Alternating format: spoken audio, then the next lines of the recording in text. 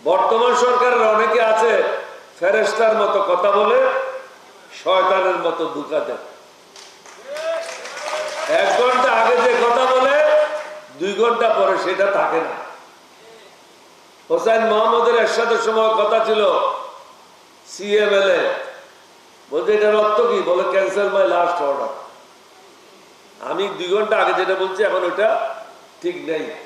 বর্তমান সরকারের কিন্তু এই অবস্থা চলছে। তাদের কাজ এবং কর্মের মধ্যে কোনো মিল নাই। এক এক সময় এক এক ধরনের মন্তব্য দিয়ে, বক্তব্য দিয়ে জনগণকে বিভ্রান্ত করছে।